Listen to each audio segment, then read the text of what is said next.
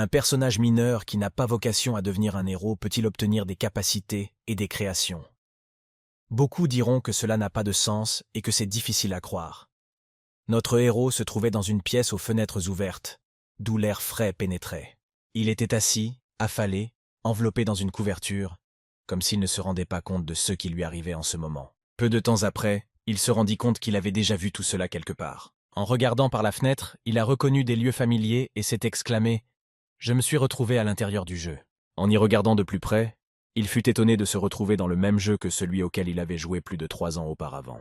Il avait un personnage jouable dans ce jeu, et le nom de ce jeu était Heroic Legends of Arcane. Dans ce jeu, il fallait surmonter toutes les difficultés et les épreuves en solitaire, en battant tout le monde sur son passage. Le jeu cachait un événement dangereux et d'innombrables accidents qui pouvaient conduire à la destruction de l'humanité. Des monstres énormes et féroces représentaient également une menace qui pouvait conduire à la destruction de l'humanité. Finalement, dans ce monde, l'apocalypse est arrivé et il ne reste plus aucune trace de l'humanité. Cependant, ne vous inquiétez pas trop, car tout finira par s'arranger, car le protagoniste va certainement faire face à cette situation. Notre héros s'est avéré n'être qu'un personnage mineur, et son nom était Cornylos, un PNJ ordinaire qui n'apparaît que dans la quête initiale où le protagoniste sauve un villageois. Au fil du temps, notre héros a commencé à explorer les environs et a été surpris par le réalisme de tout ce qui s'y passait. À l'avance, notre héros connaissait bien l'intrigue du jeu et tout était prévisible.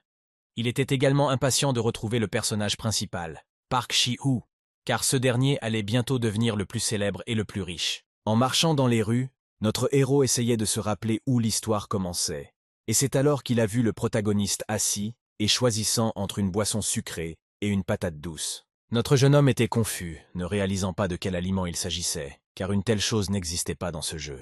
Alors que notre jeune homme réfléchissait, le protagoniste lui a soudain attrapé la tête et a crié haut et fort qu'il ne vivrait que pour lui-même et qu'il s'efforcerait d'être aussi efficace que possible. Pour calmer le protagoniste, Cornylos a couru vers lui et lui a pris la main. Au moment où le protagoniste parlait de pommes de terre, notre jeune homme s'est rendu compte qu'il était lui aussi un homme ordinaire, et il s'est exclamé avec joie « Moi aussi, je suis comme ça, je suis un homme ordinaire.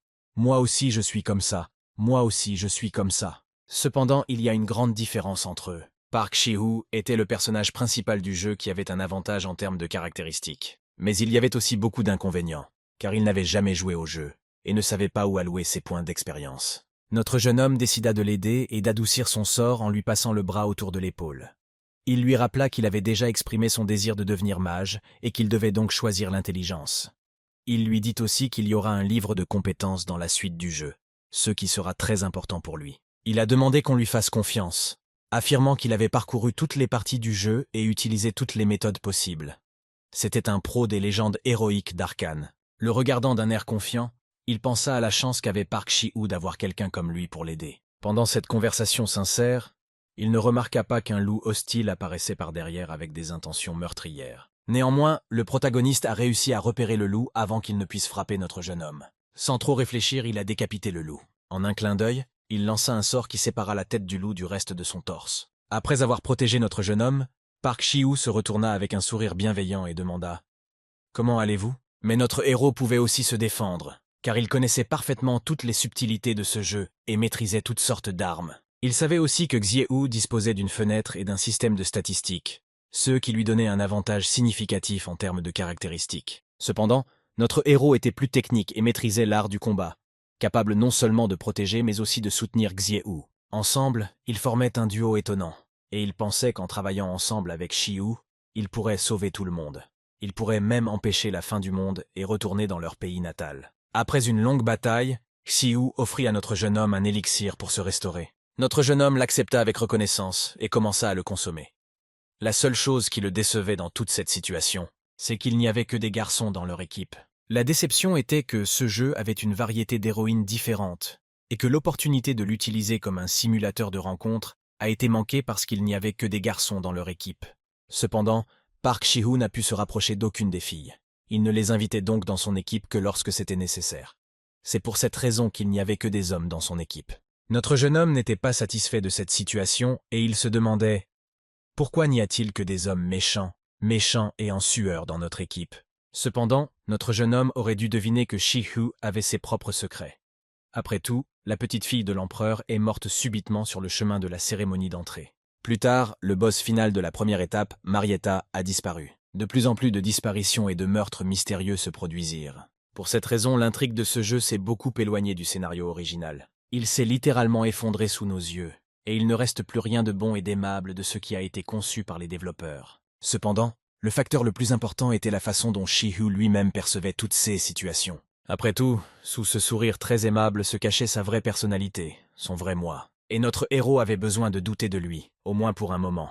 À cause de sa méfiance envers Shihu, il le suivit dans sa cachette secrète, et vit des choses terribles. Sur l'une des passerelles se trouvait le bâton de Marita Dunalef, l'une des héroïnes qu'il n'avait jamais pu rencontrer, car elle avait disparu sans laisser de traces. Stonewall était très en colère contre le protagoniste qui cachait sa véritable identité, et il ne pouvait même pas penser qu'un tel endroit existait sous terre. Il se trouvait dans une immense pièce remplie de centaines et de milliers d'objets, et c'était l'inventaire de Xiehu. Dans cette pièce se trouvait également l'un des objets cachés, l'épée de recul. Cette épée avait disparu en même temps qu'une autre héroïne, Alicia. Mais ce n'est pas tout. Il y avait aussi l'un des plus grands objets, la masse du chasseur. Un autre des objets les plus rares était le livre de sorts de l'arc. Tous ces objets appartenaient à des personnages qui avaient disparu au cours de la traversée. Alors qu'il avançait dans la zone, il remarqua un homme pendu à des chaînes. Les yeux de notre héros reflétèrent l'horreur. Devant lui, il vit une fille, complètement attachée et baignant dans un liquide rouge, privée de conscience. C'était une belle et gracieuse jeune fille, Marietta Dunalef, l'héroïne même qui avait disparu. Après quelque temps d'errance, notre jeune homme est repéré par le personnage principal, Si-Hu. Le regardant d'un air sinistre, il lui demande « Mais qu'as-tu donc oublié ici ?» Cornelos objecte. « Qu'est-ce que tout cela signifie ? Tout à l'heure, tu as dit que tu avais poursuivi Mariota et que tu l'avais perdue, et la voilà qui pend, inconsciente. » Shi-Hu répondit simplement qu'elle était de toute façon un démon, et que c'était encore mieux pour elle. Il ne voulait pas simplement gaspiller le sang d'un vampire de classe ancienne et décida de l'utiliser pour le bénéfice de tous les autres. Il commença à l'utiliser plus efficacement et prépara le même élixir de classe inférieure que notre jeune homme avait bu plus tôt. C'est alors que notre héros se rendit compte qu'il avait trop bu de cet élixir. Il le but sans état d'âme, s'émerveillant à chaque fois de ses merveilleuses propriétés. Après avoir réalisé tout cela, il se sentit très mal. Shi-Hu s'approcha de lui et lui demanda « Quel est le problème ? Après tout, il a travaillé si dur pour l'attraper. Il a même dû attendre dans la forêt pendant un mois entier pour qu'elle tombe dans son piège. » Notre jeune homme ne pouvait pas se rendre compte qu'il faisait tout cela juste pour son propre bénéfice et son propre caprice. Il lui demanda « Pourquoi ? Pourquoi fais-tu tout cela ?» Shi-Hu regarda notre jeune homme d'un air impassible et répondit « Pour faire avancer l'intrigue de manière efficace, car les méthodes de notre jeune homme sont trop frustrantes pour moi. » S'approchant encore plus près de lui, il lui dit « Vous êtes trop doux, et tu ne tues même pas ces sales types comme le chasseur et l'alouette. Tu continues à les protéger alors que tu n'arrives même pas à les manipuler. » Il a ensuite ajouté que l'utilisation de ces personnes uniquement pour leurs objets était le moyen le plus efficace. Cornelos était de plus en plus affligé, car il avait menti depuis le début, et ce joueur sournois n'était plus un nouveau venu depuis longtemps. Il voulut lui demander depuis combien de temps il jouait à ce jeu, mais il se ravisa et décida de ne poser qu'une seule question. Combien de vies il avait ruiné? Shi-Hu répondit que s'il parvenait à en tuer 3 de plus, il obtiendrait 100 000. Cornelos se rendit compte qu'il n'était plus humain, car les gens normaux ne pouvaient pas agir de façon aussi atroce. Il l'attrapa par la poitrine et commença à lui crier qu'il était un monstre. Shi-Hu lui répondit qu'il devrait s'en rendre compte. Ce ne sont pas des personnages de jeu, et tu en as toi-même ruiné beaucoup trop. Il hurla de plus en plus fort, car il ne tuait que les méchants qu'il était inutile de sauver. Ils essayaient de détruire le monde. Le système de valeur de Xiehu et son désir d'efficacité absolue ne convenaient pas à notre jeune homme. Cornelos commence à le démolir en lui demandant « Si tu es si obsédé par l'efficacité, pourquoi as-tu accepté les pots de vin? Pourquoi as-tu besoin d'un objet qui appartient au chevalier? Et qu'y a-t-il de mal à utiliser une potion ordinaire plutôt que le sang de cette belle fille? » Après tout, le protagoniste pouvait facilement créer des potions à l'aide de la fenêtre d'état. Alors pourquoi passait-il tout son temps à créer des potions manuellement? Il ne cessait d'énerver Shihu. Mensonge, a dit qu'il avait juste besoin d'un moyen d'apaiser ses tendances sociopathiques. Avant qu'il ne puisse finir sa phrase, Shihu frappe notre héros. C'était un coup de poing ordinaire, mais il a suffi à notre jeune homme pour voler jusqu'à l'autre côté de la pièce. Il gisait là, respirant à peine, et sa fin était proche. Lorsqu'il s'approcha du fou, celui-ci commença à dire que notre jeune homme le rendait fou, et lui fit remarquer qu'après tout ce qu'il avait fait pour lui, il ne devait pas lui parler ainsi. En s'approchant, Shihu commença à dire qu'il devait devenir la chose la plus importante pour notre jeune homme, et qu'il devait devenir tout son monde. Après tout, il ne sait pas où est sa place. Il fait des bêtises en se mêlant des affaires des autres. Et tout ce qu'il fait, c'est regarder les filles. Shi-Hu regarda encore notre jeune homme et dit qu'il ne se retiendrait plus. Notre jeune homme est resté assis, ne comprenant pas ce qu'il disait ni ce qu'il attendait de lui. Au bout d'un moment, il commença à s'éloigner de lui en rampant, en disant que non, tu n'es pas, tu n'es pas, tu n'es pas. Au fur et à mesure qu'il s'approchait, Shi-Hu disait qu'il éliminait complètement tous ceux qui se mettaient en travers de son chemin, et que tout cela était pour le bien de leur avenir. Notre jeune homme a compris pourquoi il n'y avait que des hommes dans leur équipe. Il remarqua que ces hommes n'étaient nécessaires que pour les regarder, et qu'en vérité ils n'aimaient que lui. Cette nouvelle inattendue, qui n'était pas un mensonge, frappa le fou au visage, car il ne pouvait accepter une telle issue. Notre jeune homme commença à s'enfuir rapidement, car Shi-Hu lui faisait peur. Il ne voulait pas devenir sa victime, car il n'avait pas encore de petit ami. Cependant, Si-Hu ne pouvait pas laisser partir notre héros si facilement, et il essaya de l'attraper. Il réussit à accrocher une de ses jambes avec ses tentacules. Ensuite, il a décidé de l'immobiliser complètement pour qu'il ne puisse pas lui échapper. Ce tentacule le serre de plus en plus fort, après que notre héros ait été enveloppé d'un filet de ses tentacules, entravant chacun de ses mouvements. Si-Hu s'est approché de notre héros et lui a dit qu'il ne lui échapperait pas et qu'il passerait l'éternité avec lui dans sa captivité. Il était heureux d'avoir réussi à le capturer et lui dit joyeusement, voire un peu excité, « Tu es à moi maintenant ». Si-Hu a continué à le serrer dans ses bras et lui a dit que dans ce monde factice, il n'y a que toi qui es réel, tous les autres ne sont que des déchets. Si-Hu faisait de plus en plus peur à notre jeune homme, qui était terrifié. Cependant, Si-Hu lui assura que tout serait bientôt terminé. Il commença à créer son sort pour mettre fin à ce combat le plus rapidement possible. Avec un sourire et un visage complètement rempli de satisfaction, il dit que maintenant ils seraient ensemble tout le temps. Kornilos gisait dans un vide où rien n'existait. Il était seul et la dernière étape avait commencé. Il pensait aussi au fait que Shi-Hu avait toujours tout géré seul, et il restait confiant quant à sa capacité à venir à bout du dernier boss. Allongé dans le vide obscur, le jeune homme réfléchissait à la façon dont il pourrait faire face à l'incroyable difficulté de la tâche. Tout semblait presque impossible. Notre héros se dit que Si-Hu avait peut-être déjà réussi à gagner. Une fenêtre familière s'ouvrit devant lui, et de l'air frais pénétra dans son monde. Nos regards flottaient doucement comme des nuages en apesanteur, et la conscience, revenant lentement, se réfugia dans la réalité. Le jeune homme pensa que Shi-Hu avait peut-être déjà été vaincu, et une fenêtre familière s'ouvrit devant lui, d'où l'air frais entrait à flot.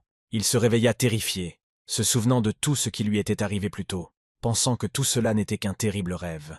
Il se lève brusquement de son lit, avec une impression de déjà-vu, comme si tous ces événements s'étaient déjà déroulés dans sa vie. Le monde environnant semblait le même que lorsqu'il s'est immergé dans cette réalité virtuelle pour la première fois, il y a 3 ans.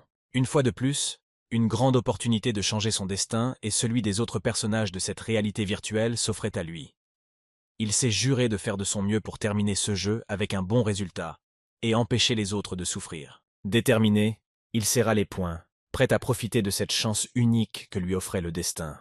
Cette décision reflète un besoin farouche de se débarrasser de Park Shi-Hu afin de changer le cours de son destin.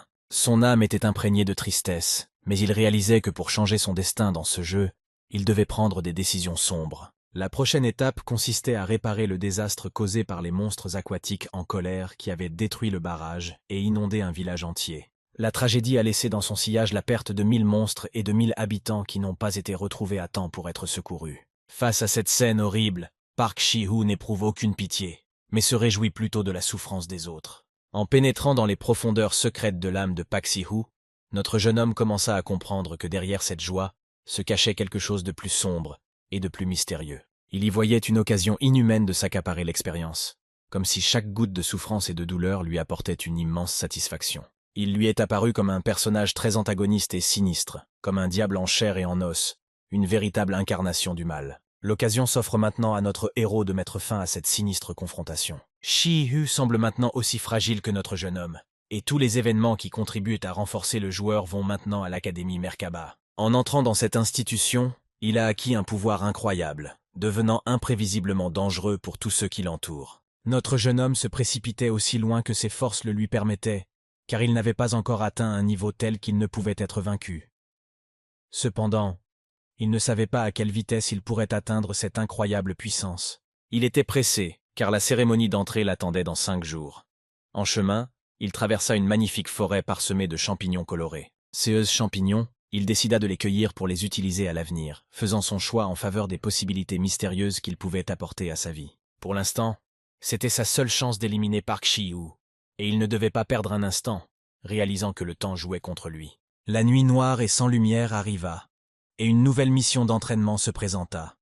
Son but était de protéger les hommes dont le wagon avait échoué, défiant l'obscurité et les épreuves inattendues qui auraient pu les frapper au cours de leur voyage. Un garçon et une fille ont défendu sans crainte des personnes contre des monstres ressemblant à des lapins avec une corne de licorne sur le front. Leur courage a été éveillé par la nécessité de s'occuper de ces créatures inhabituelles, afin d'assurer la sécurité des personnes en danger. Parmi eux se trouvait également Park Si-hoo, qui, à cette époque, gagnait de l'expérience en participant à la défense et en se perfectionnant. Ils ont réussi leur mission d'entraînement et en sont informés par le monsieur dont la voiture est tombée en panne. Certains d'entre eux étaient fatigués et avaient envie de dormir. Cependant, malgré leur fatigue, ils se sont vus dans l'obligation de poursuivre leur voyage. Mais avant qu'ils ne se mettent en route, un bruit sourd se fit entendre, et leurs yeux s'écarquillèrent à la recherche de la source de ce bruit. Après ce bruit, ils aperçoivent une bûche qui fonce sur eux, ce qui les pousse à prendre des mesures pour éviter la collision. Le jeune homme poussa la jeune fille de manière décisive afin que tous deux puissent éviter une attaque aussi inattendue. Tous deux sont restés indemnes car le garçon a réussi à s'esquiver au dernier moment, évitant ainsi la collision avec la bûche. Après cette attaque inattendue, ils adoptèrent des positions de combat, se préparant à affronter l'adversaire inconnu. Cette fois, l'ennemi était un loup-garou, un monstre de second rang, puissant et terrifiant. Son cri puissant pouvait être entendu à des kilomètres à la ronde, et son aura était si effrayante qu'elle suscitait l'inquiétude même à grande distance. À ce moment-là, notre jeune homme observait attentivement tout ce qui se passait, et il était étrange de réaliser que tous les événements s'étaient déjà déroulés, alors qu'il s'était précipité instantanément.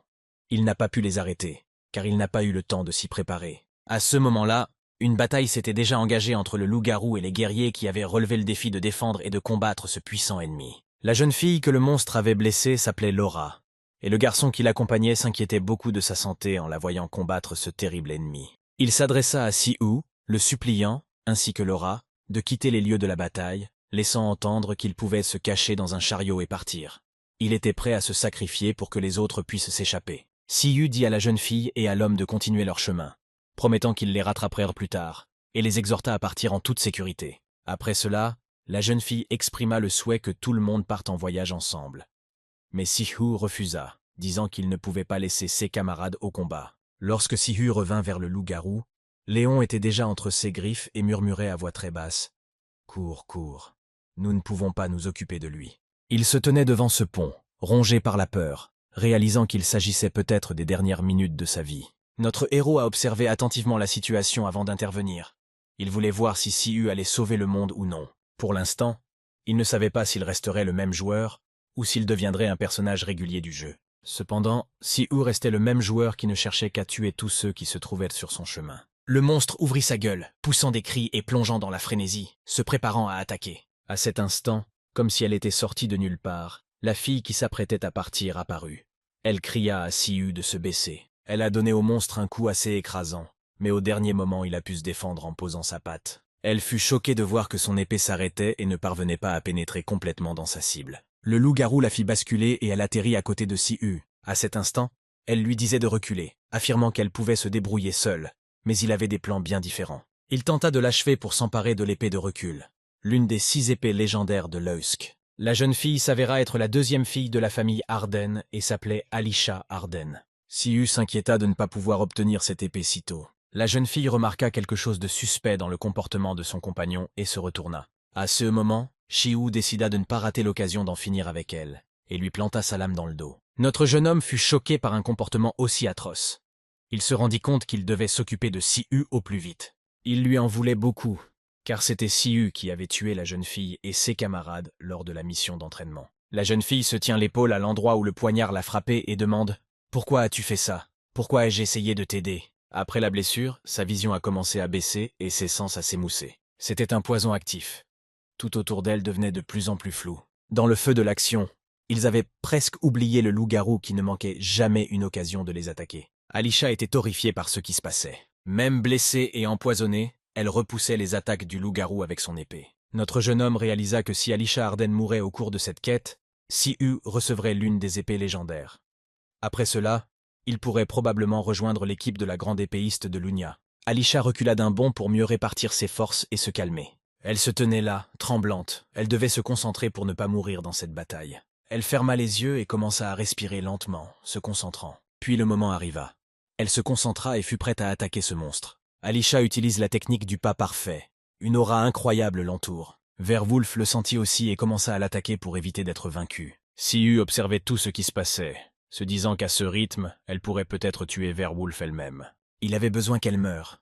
Aussi décida-t-il d'aider le monstre en lui enfonçant sa lame une fois de plus. Pendant sa concentration, Alisha réussit tout de même à apercevoir la lame qui volait vers elle. Elle encaissa un coup et eut le temps de dévier la lame.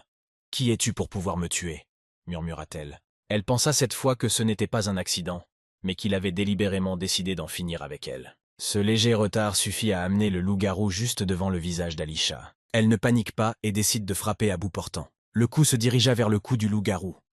Elle n'était pas sûre de sa victoire, mais c'était le mieux qu'elle pouvait faire. Ils tombèrent ensemble, on ne savait pas qui avait gagné après tout. Alisha gisait sous le monstre, mais respirait encore. Le monstre gisait à bout de souffle, l'épée dans le cou. Alors qu'il s'approchait, le psychopathe commença à retirer l'épée. Alisha demanda seulement « Pourquoi en as-tu besoin ? Pourquoi es-tu si cruel avec nous ?» Il ne fit qu'arracher l'épée du cou du monstre, et commença à se réjouir qu'enfin,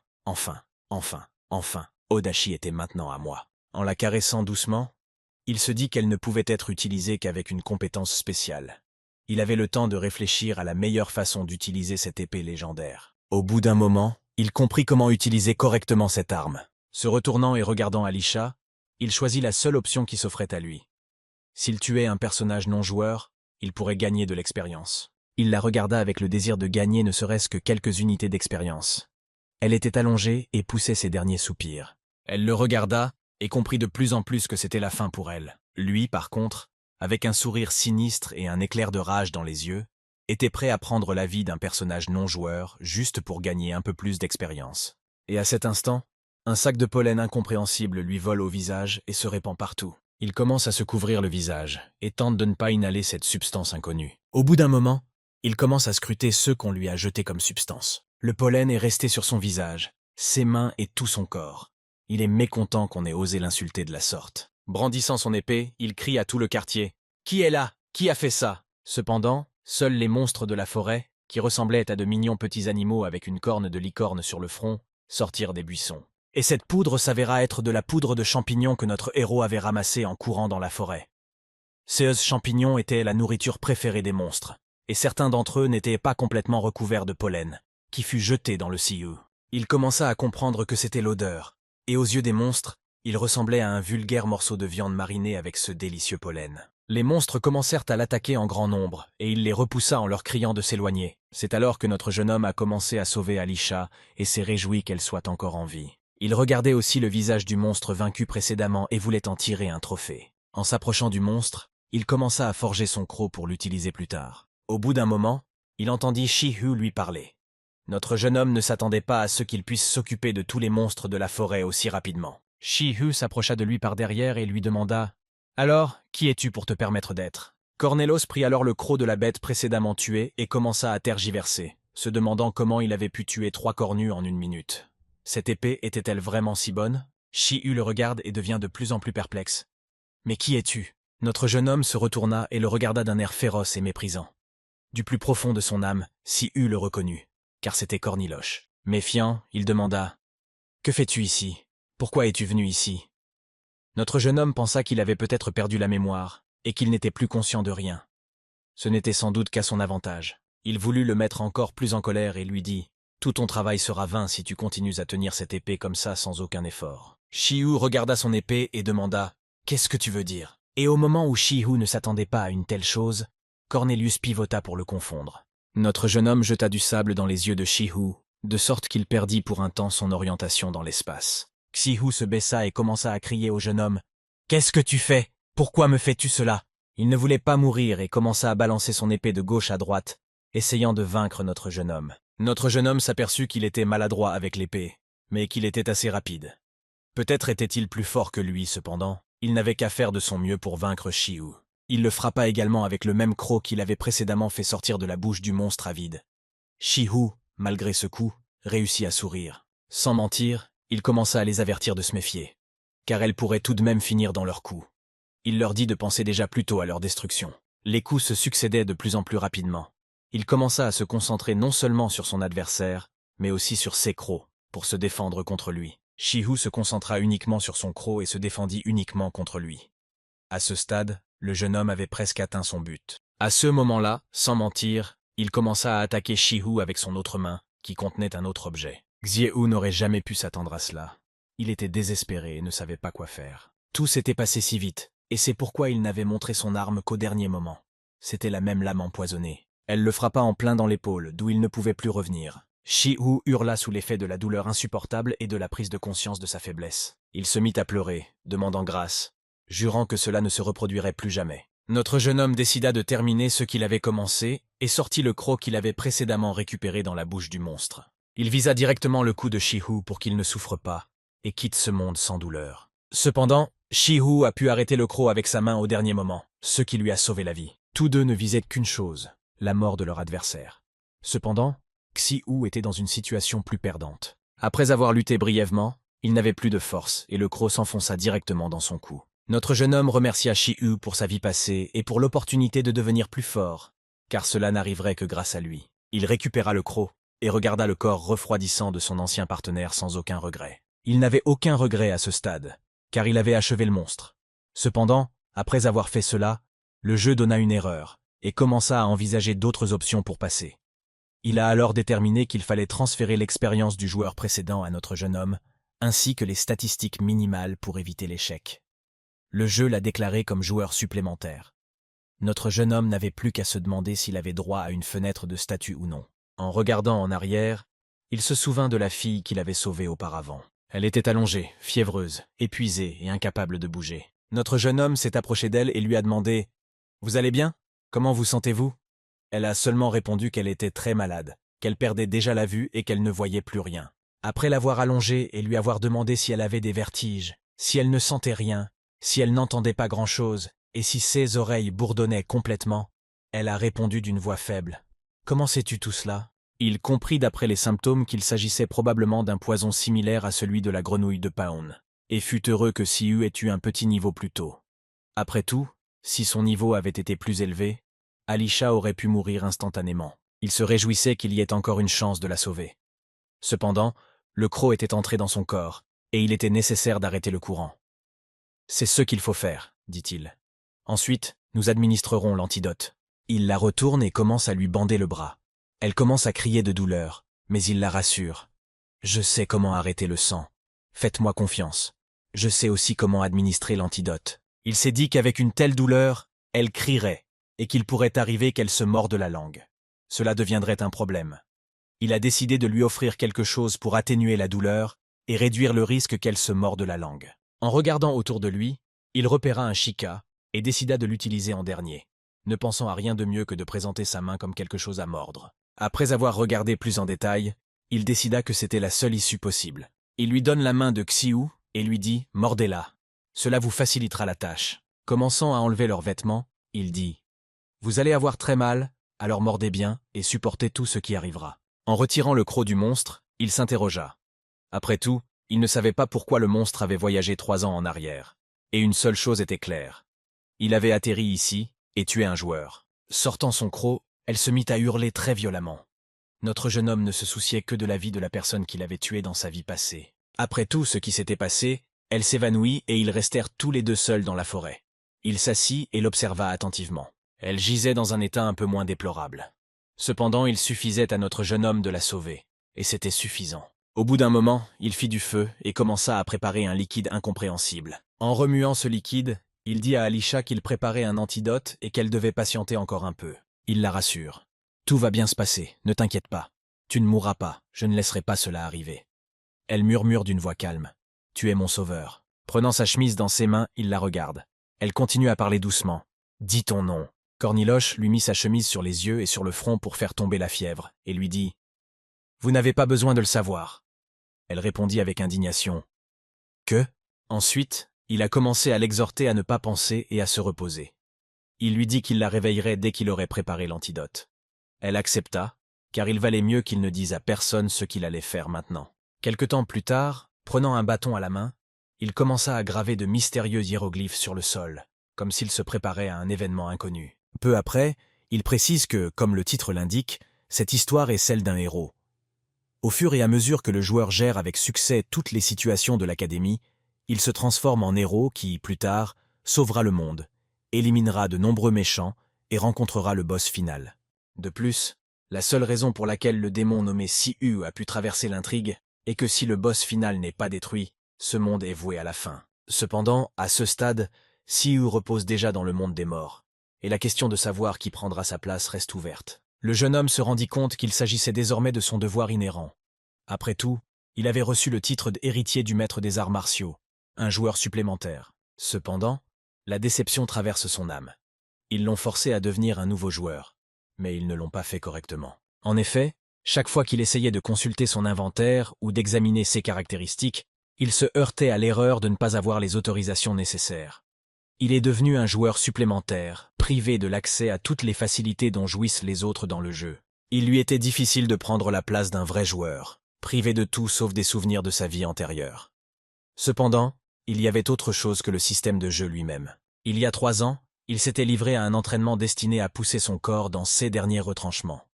Désormais, il n'était plus un simple personnage, mais un véritable acteur dont dépendait le sort de ce monde. À cette époque, il achève de tracer des runes, jusqu'alors inconnues, sur le sable à côté du feu. Après avoir achevé son rituel avec les runes, le bûcher s'éleva dans la lumière éclatante de la lune, et les flammes commencèrent à s'enflammer furieusement, devenant plus fortes à chaque seconde qui passait. Il éprouva de la joie, car tout fonctionnait exactement comme avant. Dans sa vie précédente, il avait appris la magie des runes, d'anciens symboles dotés d'un grand pouvoir magique. Les autres habitants les connaissaient sous le nom de runes des 3 commandements, et c'était l'une des lois les plus puissantes du monde. Elles étaient une source de grand pouvoir, mais elles étaient aussi la cause de la destruction. Un jeune homme décide de s'enfoncer 3 runes dans le corps. Il commença à appliquer la première d'entre elles sur son épaule. Elle était douloureuse, et cette rune représentait la rune de la dette. Ce commandement donnait au lanceur de sorts un pouvoir supplémentaire lorsqu'il accomplissait le vœu qu'il avait fait précédemment. La puissance que procure cette rune est proportionnelle au vœu que vous avez fait. Si votre serment implique des temps morts, la rune n'ajoutera rien de spécial à vos caractéristiques. Le jeune homme décida de faire le serment de suivre ce principe jusqu'au bout.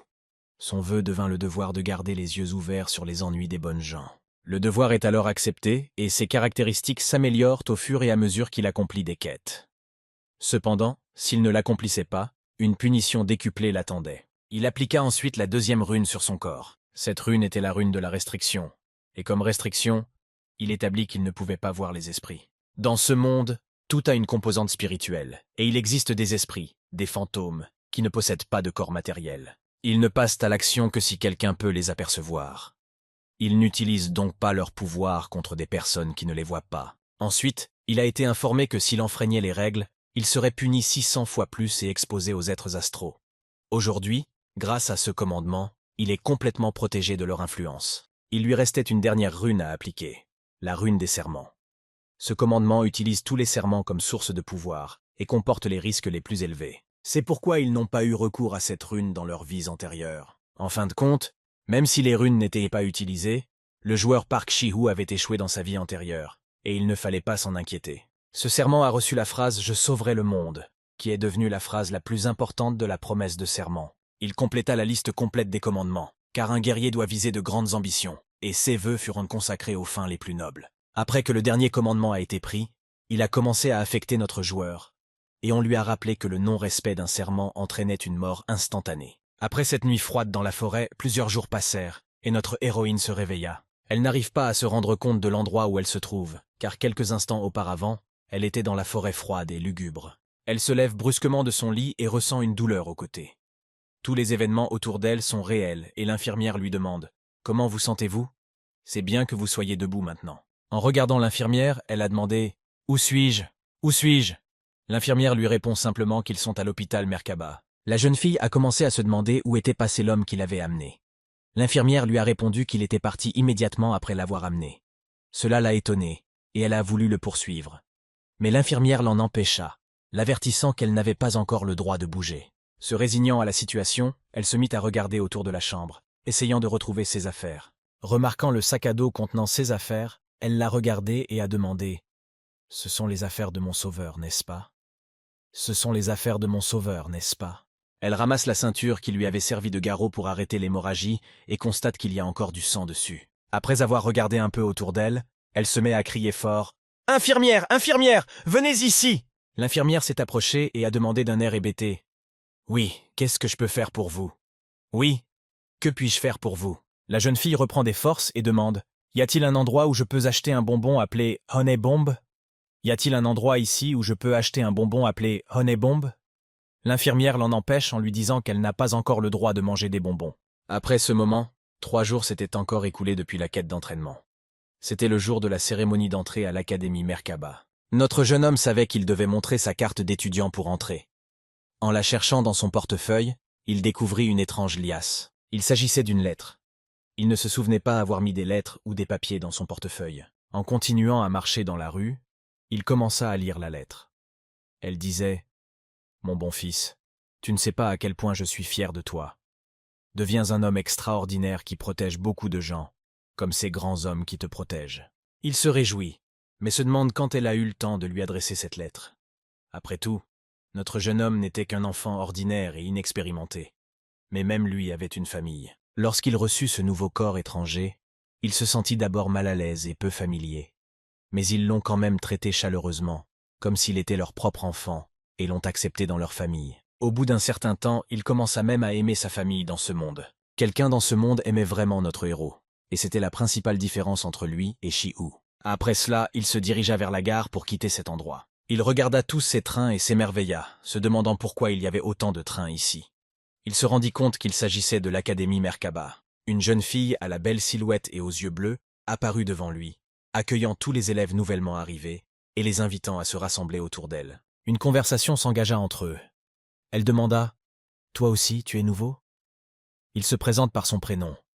Elle a remarqué qu'il était grand et lui a proposé de manger. Elle lui a tendu une pomme de terre en souriant gentiment. Après cela, ils sont tous partis en train, passant devant les vues magnifiques de cette ville majestueuse. Elle a commencé à expliquer qu'il s'agissait de la maison de la créativité, et que c'est dans ce bâtiment que les étudiants se réunissaient pour faire des recherches. Cette fille s'appelait Mareta Dunalev. C'était une magicienne géniale, et dès sa 2e année, tout le monde a commencé à l'aimer. Tout le monde était heureux de la voir à ses côtés. Cependant, dans ce monde, au fur et à mesure que le temps passe, les gens font face à des malheurs et des tragédies imprévues. Dans le futur, un profond désespoir attend cette fille, et elle sera le boss final de la première partie du jeu. En partant, elle a dit à tout le monde d'emporter une pomme de terre ordinaire et une patate douce. Puis elle a dit au revoir à tout le monde et a souhaité bonne chance à tout le monde. C'est ainsi que notre héros est entré à l'Académie de la Grande Merkaba. Plus tard, notre jeune homme remarqua un sort au plafond qui signifiait le début de la magie de l'expansion spatiale. Il resta silencieux, tandis que les autres personnes présentes dans la pièce paniquaient. Tout le monde criait « Quelqu'un peut-il voir ? Que se passe-t-il ici ?» L'espace s'agrandit et une voix apaisante se fait entendre. « Ne vous inquiétez pas, tout va bien. » Cette voix provoqua une profonde surprise, car notre jeune homme se tenait là, sans manifester la moindre émotion avant cet événement inattendu. En écoutant cette voix, il se souvint qu'il s'agissait de la voix du vieux Amen, qui se distinguait toujours par son style unique. Selon lui, le vieil homme se comportait comme s'il s'agissait d'un simple camp pour les nouvelles recrues. Leur histoire remonte à une bataille contre une tribu sinistre, et le moyen le plus efficace de les contrer était de disposer de surhommes capables d'utiliser les arcanes. C'est ici, à l'Académie Merkaba, que ces hommes ont été formés et ont reçu l'Imanu. Une silhouette se dessina devant lui, rappelant le moment où il interagissait avec tous les élèves de cette académie. Au bout d'un moment, il se présenta. Il dit s'appeler Daman et avoir été chargé cette année de diriger la cérémonie d'entrée. Se trouvant être un professeur de la faculté des chevaliers, il prit en charge cet événement important. Notre héros se réjouit, car il n'avait pas vu cet homme depuis longtemps. Le professeur fit également remarquer que la plupart des étudiants étaient venus ici avec le désir sincère de devenir chevalier ou sorcier, et qu'ils auraient donc dû recevoir un certificat dès leur entrée à l'académie. Regardant les autres, il poursuivit la conversation, avouant qu'il était un peu inquiet de leur comportement, étant donné qu'ils n'étaient que de simples nigauds. Leur proposant de tester leurs capacités, il attend avec curiosité de voir ce dont ils sont capables. Des tableaux de statistiques apparaissent sous les yeux de tous les élèves. Les statistiques n'étaient pas des plus remarquables, mais sa force physique se distinguait à un niveau magnifique. Le professeur commence à expliquer que leur rang global est affiché devant eux, et qu'ils doivent chacun se placer devant le numéro correspondant à leur rang. Notre jeune homme était découragé. Sur 400 personnes, il était dans le plus mauvais 1% des élèves de cette académie. Avec un sourire sinistre, le professeur regarda toutes les personnes présentes et leur souhaita bonne chance dans cette difficile bataille. Tous les élèves commencèrent à être répartis en fonction de leur rang. Les hauts gradés étaient moins nombreux, les moyens plus nombreux, et les bas gradés n'étaient que quelques personnes. Les professeurs qui observaient attentivement ont remarqué qu'il y avait beaucoup de personnes talentueuses parmi les élèves cette année. Un membre du corps enseignant a déclaré qu'il n'était pas nécessaire d'évaluer tous les élèves de première et de deuxième année dès maintenant. Il lui a été suggéré d'attendre que la sélection des autres soit terminée. Parmi les étudiants, certains ont des capacités exceptionnelles qui ressortent de leur classement. Parmi ces élèves, on pouvait distinguer la petite fille d'un brillant épéiste. Cette fille s'appelait Alisha Arden. La deuxième fille était la druidesse d'Avilon. Elle s'appelait Yule. Le suivant était un homme à la carrure plutôt athlétique. C'était un mercenaire du contrôle des balles. Il s'appelait Dronvarski. Dans leur équipe se trouvait également un brillant mage golem nommé Kranel Luden. Et l'un des représentants les plus forts de cette équipe, le seul à être classé premier, était... Il s'agissait du Yaksha céleste. Elle s'appelait Varan. Les professeurs étaient étonnés que cette fille ait été admise à l'académie et se demandaient à quoi pensait le directeur lorsqu'il faisait de telles choses. L'un des professeurs s'interrogea. Est-il bien utile de vérifier le 6e rang? Le 5e char semble également très faible. Il ne faut rien attendre d'eux. Il suggéra donc de rejeter les 6e rangs inaptes. Une belle jeune fille en colère apparut derrière ce professeur et annonça que le directeur avait ordonné que tout le monde soit formé et que quiconque ne serait pas d'accord serait sévèrement puni.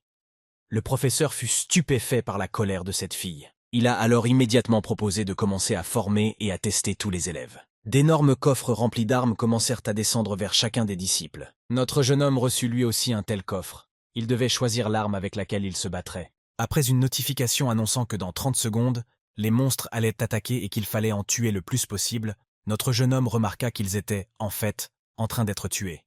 Notre jeune homme remarqua qu'ils n'étaient, comme toujours, pas très accueillants. Le compte à rebours a commencé.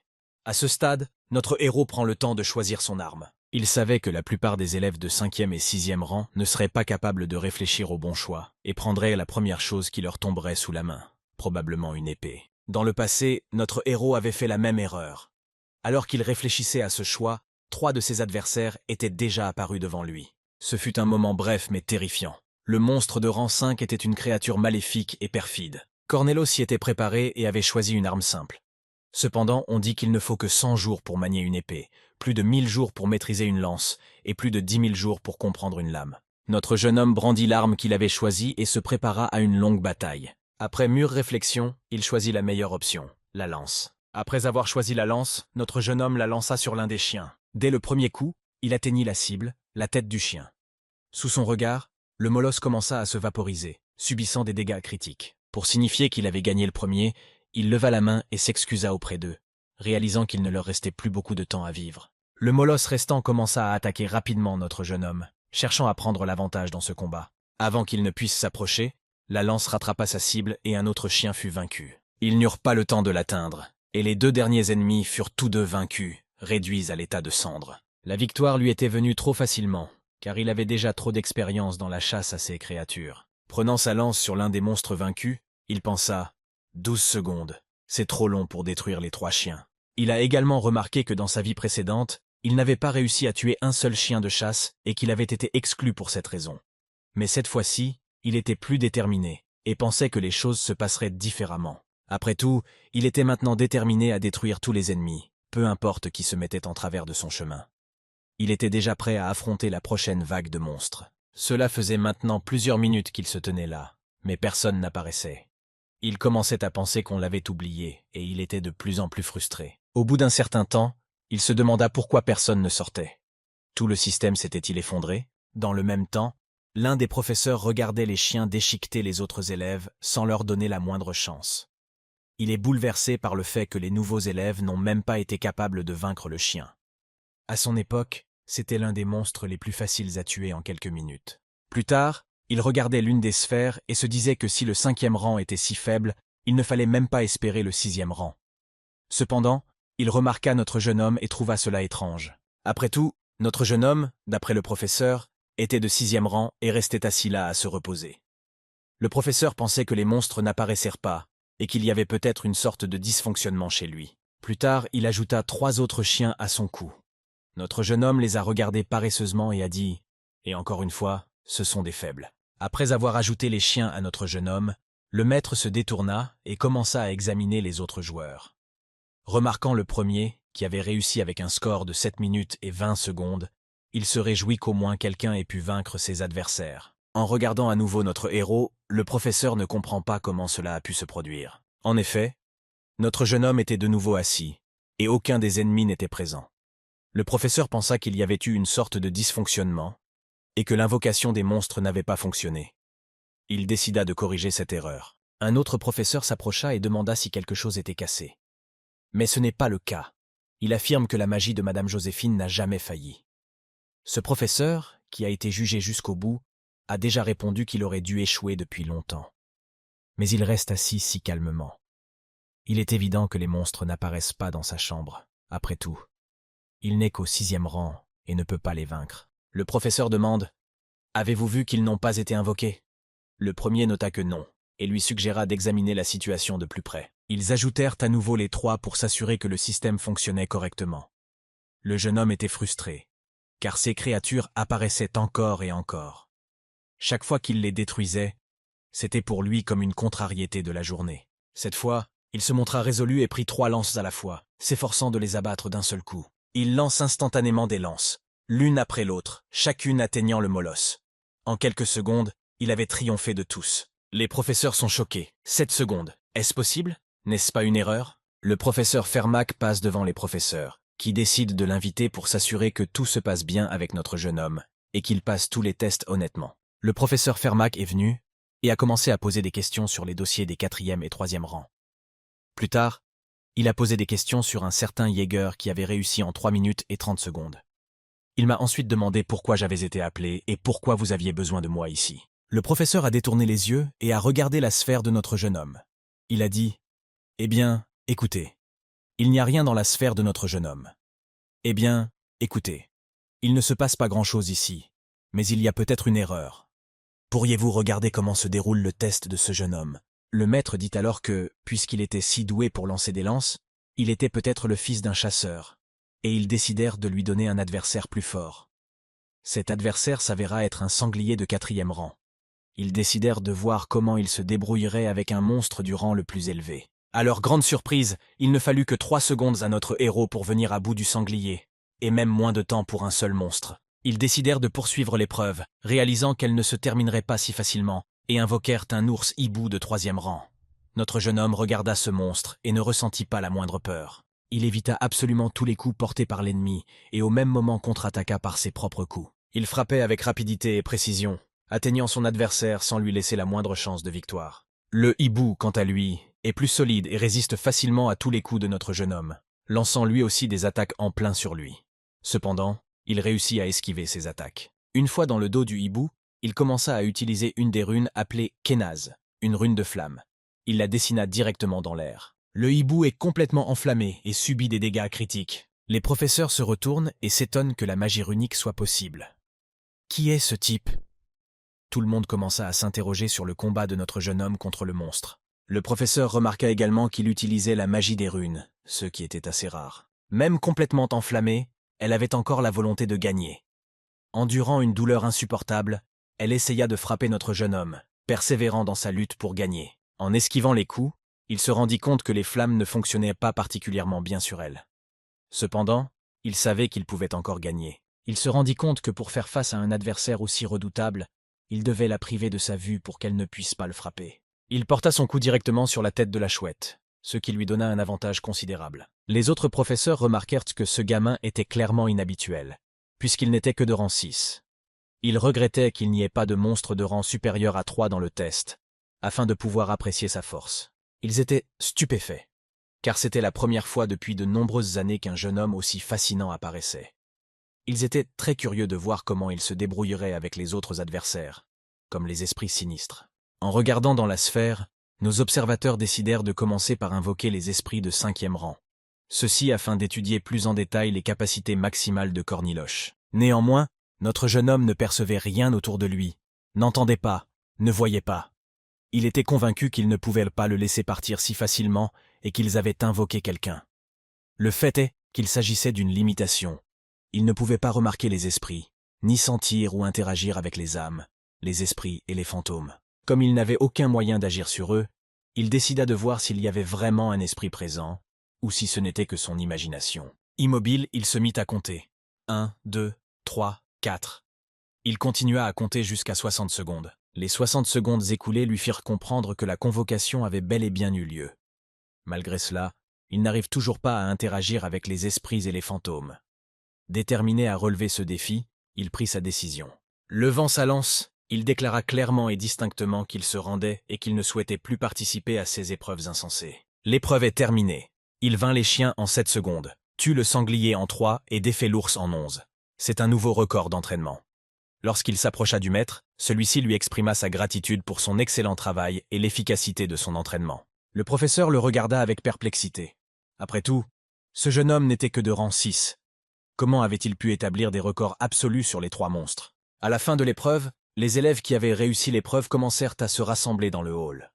Notre héros se trouvait parmi eux. Les autres élèves commencèrent alors à se lever et à discuter, découvrant les rangs des uns et des autres, et demandant quel monstre chacun avait déjà vaincu. Parmi tous ces élèves, le chasseur se distinguait, celui-là même qui intéressait le professeur. Notre jeune homme le remarque et se souvient qu'il s'agit du même type qui s'est battu avec le joueur au tout début de la partie. Il lui vint aussi à l'esprit que la dernière fois, Si-Hoo s'était débarrassé de lui, car il l'avait énervé le plus rapidement possible. Le chasseur se montrait arrogant et faisait constamment des choses incompréhensibles. Cependant, pour son jeune âge, un tel comportement était considéré comme tout à fait normal. Néanmoins, tout le monde autour de lui le prenait pour un fou. Au bout d'un moment, les autres disciples commencèrent à discuter des 5e rangs, affirmant qu'ils devaient être très faibles, car ils perdaient contre absolument tout le monde. Ils pouvaient même perdre contre des chiens et les esprits les plus faibles. Notre jeune homme regarda l'un des personnages de bas rang, sachant qu'il s'appelait Alouette. Il savait que dans sa vie antérieure, l'Arc n'avait jamais pu gérer son complexe d'infériorité. Toutes ces conversations sont interrompues par une voix forte venant de toutes les directions. C'était le directeur qui souhaitait le bonjour à tous ceux qui avaient réussi le test. Le directeur lui-même se tenait devant nous. Il s'appelait Kazaza. C'était un homme aux cheveux longs avec un 3e œil sur le front. Il a souhaité la bienvenue aux élèves et leur a dit qu'ils étaient tous venus à l'académie pour devenir forts, car seuls les gens forts se rassemblent ici. En regardant les belles filles, il remarqua que certaines se débrouillaient déjà très bien, tandis que d'autres devaient travailler un peu sur elles-mêmes. Il remarque ensuite qu'il ne peut pas garantir que tout le monde ici obtiendra ce qu'il veut. Cependant, il espère vivement qu'à l'académie, tous les étudiants seront en mesure de trouver leur propre voie de développement. L'objectif de l'académie est d'aider chacun à faire le premier pas dans la bonne direction. Cependant, le reste du voyage repose sur les étudiants eux-mêmes. Après ce discours de motivation, il a déclaré qu'il n'avait plus de nouvelles pour le moment et a souhaité une bonne journée à toutes les personnes présentes. Après le discours du directeur, les autres élèves ont commencé à se répartir en groupes, à discuter, à faire connaissance et à apprendre à se connaître. L'un de ces garçons était le chasseur, qui déclara qu'il était désormais chevalier de 3e rang.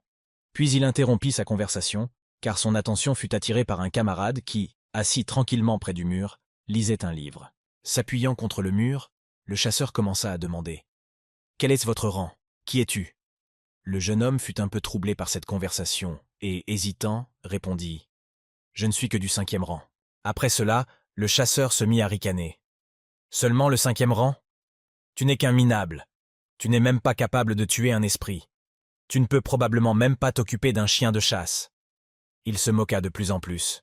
Notre jeune homme s'approcha du chasseur, lui passa le bras par derrière et lui dit « Hé les gars, qu'est-ce que vous faites là ?» Le garde-chasse s'est retourné, a regardé et a demandé « Mais qui êtes-vous? Pourquoi êtes-vous si pressant ?» Corniloche a aussi remarqué que le chasseur avait un beau tatouage dans le dos et que l'artisan était probablement très doué.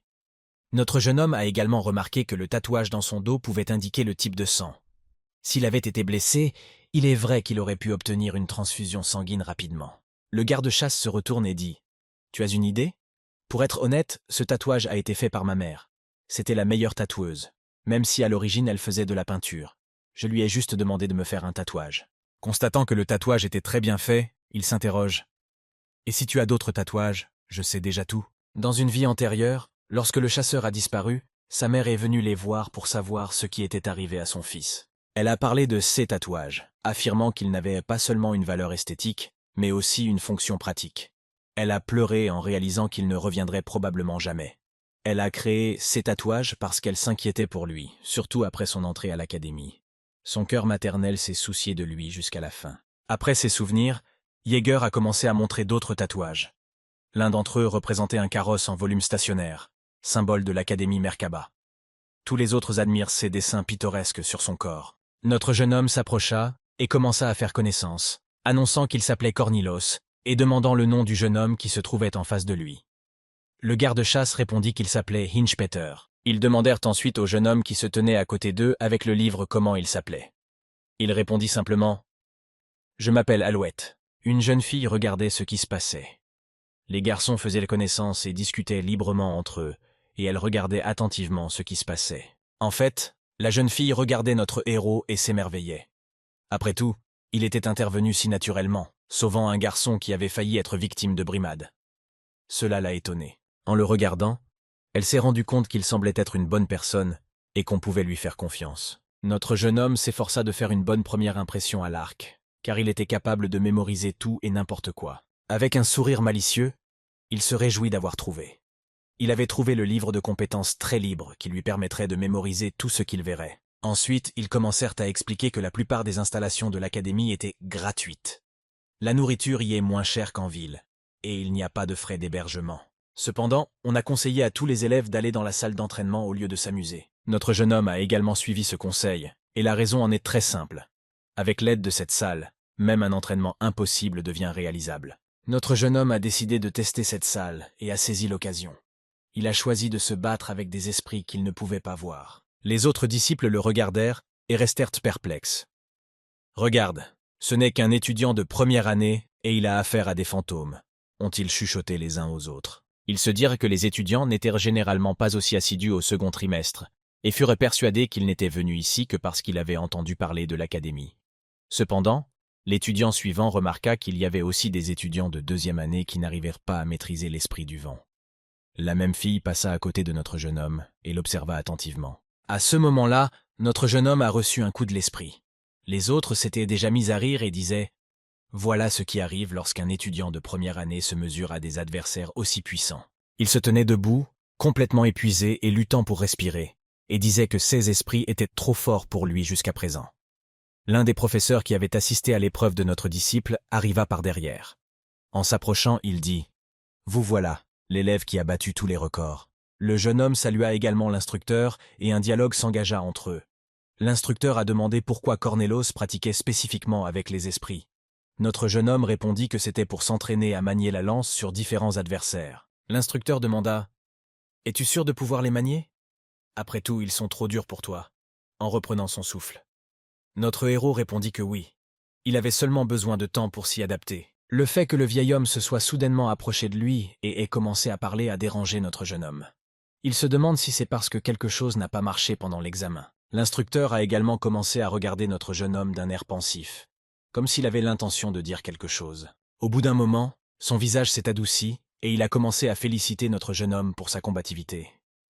Il lui a également remis 10 coupons alimentaires. En partant, il dit que si les esprits pouvaient être vaincus, le jeune homme devrait venir le voir et il lui donnerait une récompense supplémentaire. Notre jeune homme commença à se détendre, car cet instructeur montre qu'il s'occupe de lui par la nourriture.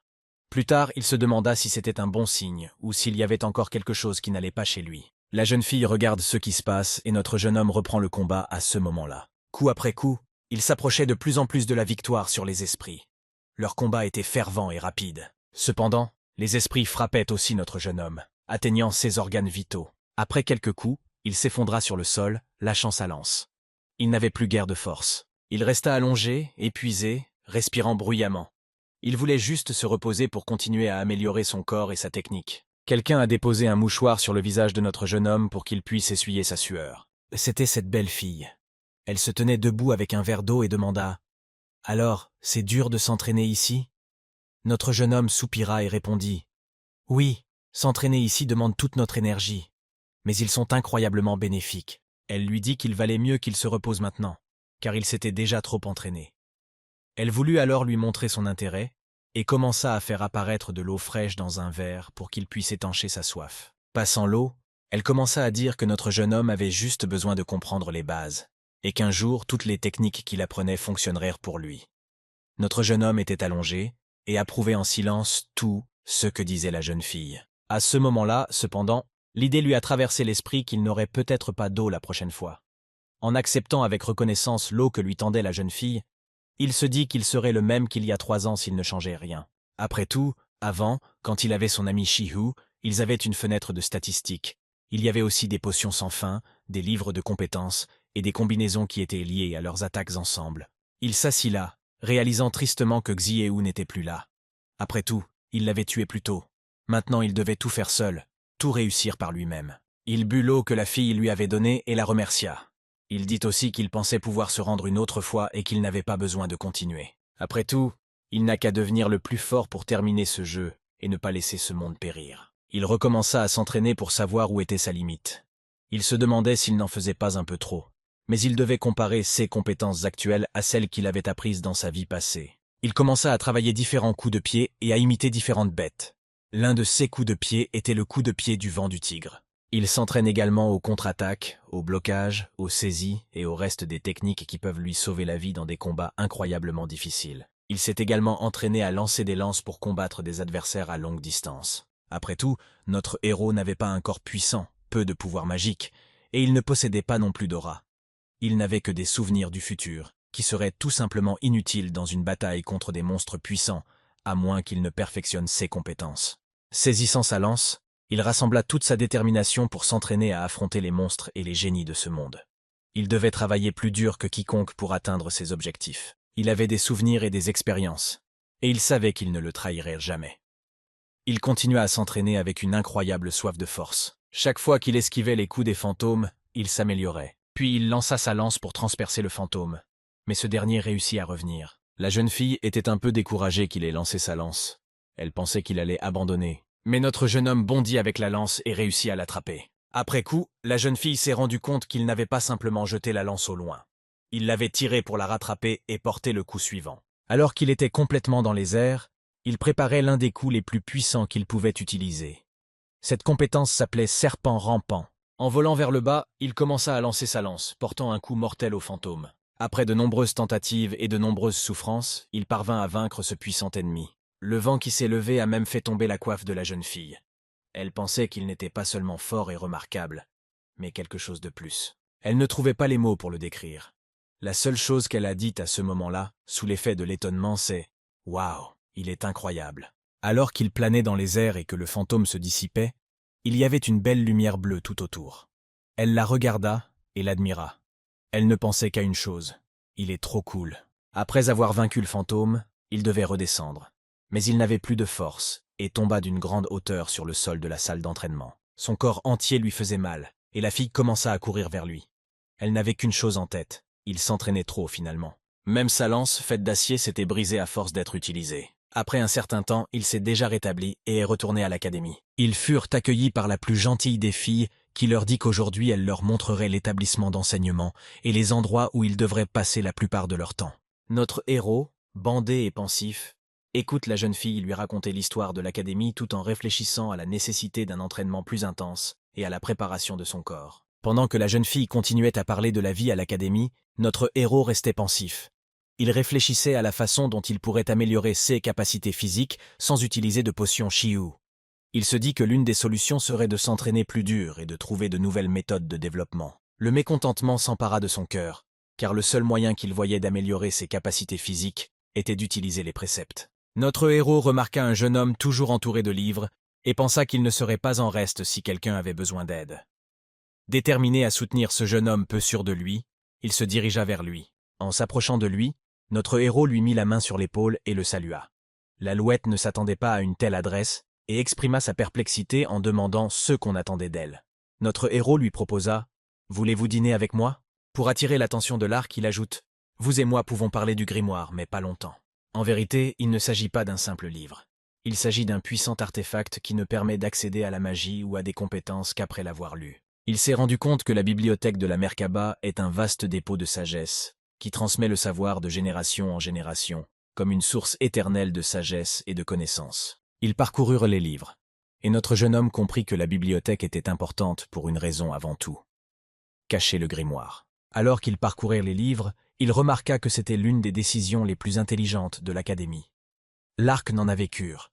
Il voulait seulement voir ce même grimoire et demanda à Cornélos de tenir sa promesse. Notre jeune homme a dit que si l'arc remplissait toutes les conditions, le grimoire serait à lui, avec toutes les inscriptions qu'il avait. De plus, notre jeune homme savait que l'arc travaillait dur, et qu'il était un élève intelligent et exemplaire. Il mémorisait tous les sorts qu'il pouvait et les conservait dans son carnet. Cependant, notre héros se rendit compte qu'il était bon d'avoir beaucoup de sorts, mais qu'il serait incroyablement difficile de les utiliser tous. Ensuite, il commença à fouiller dans les livres, jetant ceux dont il n'avait pas besoin, ce qui choqua son entourage.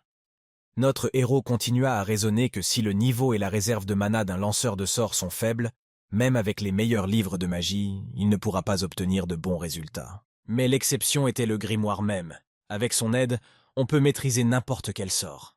Lark le regarda jeter tranquillement les livres par terre et lui dit d'arrêter de faire l'idiot et d'être sérieux. À ce moment-là, l'un des livres que notre jeune homme était en train d'ouvrir révéla une porte secrète. Lark fut choqué. « Une porte secrète dans ce bâtiment ? Comment diable as-tu pu la trouver ici ?» Notre héros se mit à marcher dans le couloir sans effort. Lark lui cria de faire attention. « Attention !